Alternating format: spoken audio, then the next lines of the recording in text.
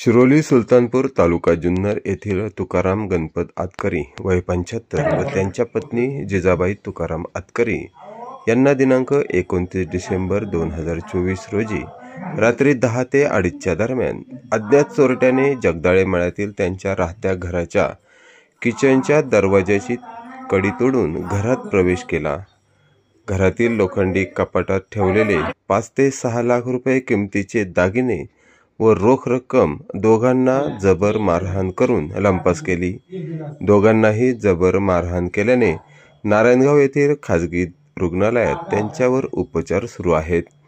याबाबत नारायणगाव पोलीस ठाण्यात गुन्हा दाखल करण्यात आला असून पुढील तपास सहाय्यक पोलीस निरीक्षक महादेव शेलार करत आहेत। रविवारी रात्री 1:30 ते 2:30च्या दरम्यान आमची चुलते तिथं तुकाराम गणपत आतकरी यांचे घर फोडून ग्रिल तोडून आणि दरवाजा तोडून आतमध्ये चोरट्यांनी 4 ते 5 चोरट्यांनी आतमध्ये प्रवेश केला आणि त्यांना एक मारहाण करून त्यांच्या गळ्यातील आमच्या चुलतींच्या गळ्यातली जे काही सोन्याचं होतं दागिने वगैरे ते ओढून घेतलं। तर त्यांना तिथं जखम झाली आणि डोक्याला थोडा मार लागला पाठीमागं आणि चुलत्यांना पण थोडं मानेवरती लाकूडनी थोडी मारहाण झालेली। तर यामध्ये तुमचं काय काय साहित्य चोरीला गेले, असं काही रक्कम असेल किंवा काही सोने वगैरे असेल, काय असं काही सांगता येईल? सोनं एक रोख रक्कम साधारणपणे 1.25 लाखाच्या दरम्यान आहे। एक अंगठे होते, 4 अंगठे होत्या, एक मणीची माळ होती। एकूण किती तोळे होते असे? एक होता। तुमचं एक अंदाजे एकूण किती तोळे असतील? आईच्या अंगावरती एक छोटं मंगळसूत्र आणि एक मोठं मंगळसूत्र होतं, कानातले वेल वगैरे सर्व टोटल साधारणपणे 8-10 तोळ्याच्या आसपास सर्व टोटल 10-12 तोळ्यापर्यंत सोनं आणि 1.25 लाख रोख कॅश। तर मग ही चोरी घटना घडली त्यावेळेस किंवा चोरी झाली त्यावेळेस तुम्ही कुठे होता? मी मुंबईला होतो। मुंबईला। मग इथं घरामध्ये कोण कोण असते? काय वडिलांनी फोन केला रात्री 3 वाजता। मग आता आई वडील दोघेच असतात, आम्ही सर्व मुंबईला असतो। पुढे काय प्रकार घडला?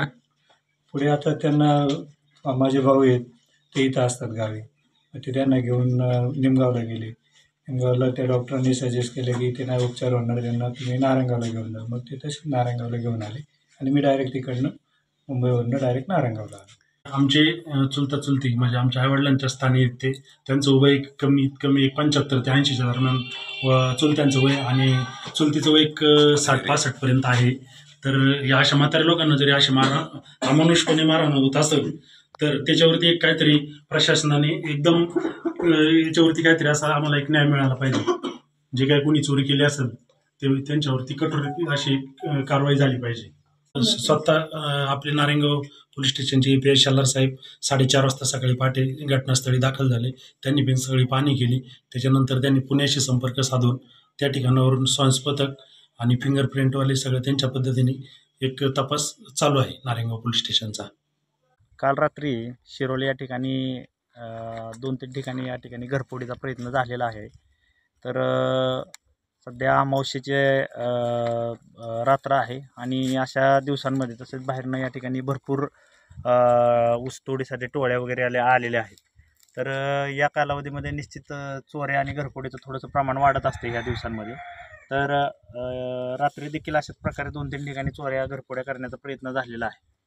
तर मी नागरिकांना या ठिकाणी आव्हान करतो की आपण थोडं या 8-10 दिवसांमध्ये आपण सर्वांनी जागृत राहायचं आहे आणि जे ग्राम सुरक्षा दलाचे जवान आहेत, पोलीस पाटील आहेत, त्यांनी या ठिकाणी आपल्या 4-5 जणांचा ग्रुप करून आपापल्या गावांमध्ये वाड्या वस्त्यांमध्ये पेट्रोलिंग करावी, जेणेकरून आणि काही संशयास्पद लोक आपल्याला आढळली किंवा काही संशयास्पद आपल्याला गाड्या थांबलेल्या आहेत आणि ते आपल्या भागातले लोक नाहीत, अशी जर काही परिस्थिती आढळली तर तात्काळ आपल्या ग्रुपवर गावाचा जो ग्रुप असतो त्यांना कळवावं। तसेच पोलीस स्टेशनला डायरेक्ट 112ला कॉल करून तशा प्रकारे माहिती द्यावी, जेणेकरून तुम्हाला तात्काळ या ठिकाणी मदत पोहोचवता येईल।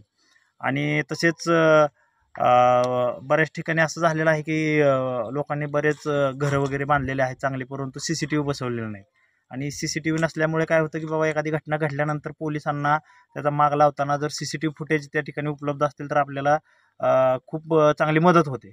परंतु बऱ्याच ठिकाणी CCTV लावण्यासाठी लोक कंटाळा करतात आणि त्याच्यामुळं कुठेतरी बाबा हे तपासामध्ये पुन्हा आम्हाला अडथळे येतात. तर माझं नागरिकांना ते देखील आव्हान राहील की आपण जास्तीत जास्त ठिकाणी या ठिकाणी CCTV लावावेत. आणि काल देखील काही लोकांना संशयित लोक फिरताना दिसली होती, परंतु त्यांनी ती गोष्ट कोणाला कळवली नाही, त्यांच्यापुरती मर्यादित ठेवली. ती कदाचित त्यांनी ती गोष्ट कळवली असती तर बाकीचे लोक जागृत झाले असते आणि ही घटना, चोरीच्या ज्या घटना होत्या त्या टाळता आल्या असत्या. परंतु त्यांनी तसं न करता त्यांनी स्वतःपुरत्या त्या गोष्टी मर्यादित ठेवल्या. तर असं न करता कुणालाही जनतेला काही संशयास्पद रात्री लोक वगैरे फिरताना दिसली तर त्यांनी तात्काळ सगळे पोलीस पाटील किंवा ग्राम सुरक्षा दलाच्या ग्रुपला किंवा इतर नागरिकांना कळवावं, जेणेकरून ज्या अशा चोरीच्या घटना ज्या होणार आहेत त्यांना आपल्याला प्रतिबंध करता येईल.